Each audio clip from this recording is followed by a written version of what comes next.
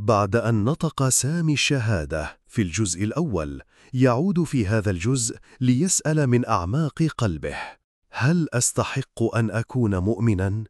أنا لست كاملاً. يرد عليه ياسر بكلمات تمس القلب وتفتح له باب الرجاء من جديد. هذه الحلقة مخصصة لكل من يشعر بالذنب، بالتقصير أو بالحيرة بعد التوبة. الإيمان ليس للمثاليين، بل للقلوب الصادقة. فلتابع رحلتنا وابدأ رحلتك أنت أيضاً. يا ياسر، لقد نطقت الشهادة، لكني أشعر أنني لا أستحق. لست صالحا بما يكفي، وتراودني أخطاء كثيرة.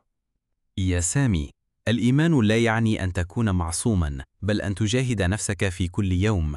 الطريق إلى الله ليس للكاملين، بل للتائبين. لكني أخاف أن أرجع للخطأ، أن أتراجع. وهذا من علامات الصدق، أن تخاف من التراجع.